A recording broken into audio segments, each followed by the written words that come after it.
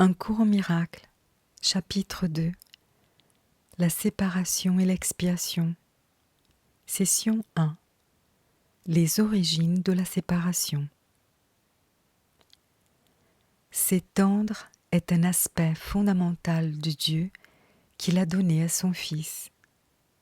Dans la création, Dieu s'étendit lui-même à ses créations et les imprégna de la même volonté aimante de créer. Tu n'as pas seulement été pleinement créé, mais tu as aussi été créé parfait. Il n'y a aucun vide en toi. À cause de ta ressemblance avec ton Créateur, tu es créateur. Aucun enfant de Dieu ne peut perdre cette aptitude parce qu'elle est inhérente à ce qu'il est, mais il peut en user de manière inappropriée en projetant. Il y a projection ou usage inapproprié de l'extension lorsque tu crois qu'il existe en toi un vide ou un manque et que tu peux le combler avec tes propres idées au lieu de la vérité. Ce processus comprend les étapes suivantes. Premièrement, tu crois que ce que Dieu a créé peut être changé par ton propre esprit. Deuxièmement, tu crois que ce qui est parfait peut être rendu imparfait ou en manque. Troisièmement, tu crois que tu peux distordre les créations de Dieu, y compris toi. Quatrièmement, tu crois que tu peux te créer toi-même et qu'il t'appartient de diriger ta propre création. Ces distorsions connexes représentent une image de ce qui s'est en fait passé durant la séparation, ou le détour dans la peur. Rien de cela n'existait avant la séparation, ni n'existe maintenant de fait. Tout ce que Dieu a créé est comme lui. L'extension telle qu'entreprise par Dieu est semblable au rayonnement intérieur que les enfants du Père héritent de lui. Sa source réelle est interne. Cela est aussi vrai du Fils que du Père. En ce sens, la création inclut à la fois la création du Fils par Dieu et les créations du Fils quand son esprit est guéri.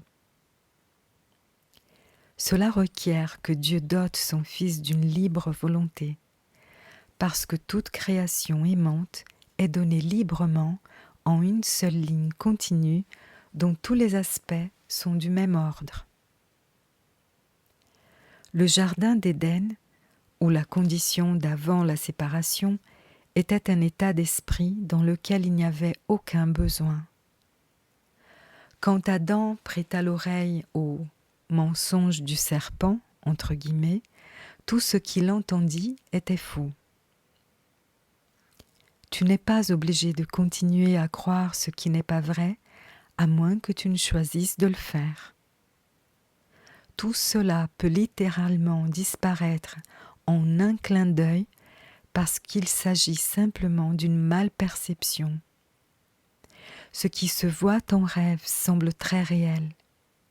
Or, la Bible dit qu'un profond sommeil tomba sur Adam, mais nulle part il n'est fait mention de son réveil. Le monde n'a pas encore fait l'expérience d'une renaissance ou d'un réveil global. Une telle renaissance est impossible tant que tu continues à projeter ou à mal créer. Toutefois, il reste encore en toi le potentiel d'étendre comme Dieu étendit son pur esprit à toi. En réalité, c'est ton seul choix, car ta libre volonté t'a été donnée pour ta joie dans la création du parfait. En définitive, toute peur peut se réduire à cette malperception fondamentale selon laquelle tu es capable d'usurper la puissance de Dieu. Bien sûr, tu ne peux pas et tu n'as jamais été capable de le faire. Voilà la base réelle de ton évasion de la peur. L'évasion est amenée par ton acceptation de l'expiation qui te permet de te rendre compte que tes erreurs ne se sont jamais réellement produites. C'est seulement après que le profond sommeil fut tombé sur Adam qu'il put faire des cauchemars. Si une lumière est allumée soudainement pendant que quelqu'un fait un rêve apeurant, il se peut tout d'abord qu'il interprète la lumière comme faisant partie de son rêve et qu'il en ait peur. Au réveil, toutefois, la lumière est correctement perçue comme étant sa délivrance du rêve, auquel plus aucune réalité n'est alors accordée. Cette délivrance ne dépend pas des illusions. La connaissance qui illumine te rend pas seulement libre, elle te montre aussi clairement que tu es libre. Quels que soient les mensonges auxquels tu peux croire, le miracle ne s'en soucie pas, qui peut tous les guérir avec la même facilité. Il ne fait pas de distinction entre les malperceptions.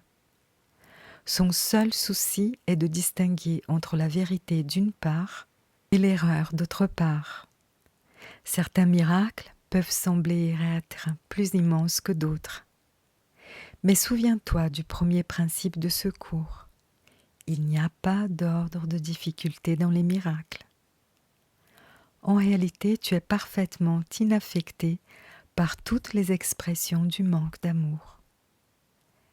Celles-ci peuvent être de toi comme d'autrui, de toi envers autrui ou d'autrui envers toi. La paix est un attribut en toi. Tu ne peux pas la trouver au dehors. La maladie est une forme de quête extérieure. La santé est la paix intérieure. Elle te permet de rester inébranlé face au manque d'amour venant du dehors et capable, par ton acceptation des miracles, de corriger les conditions qui procèdent du manque d'amour en autrui.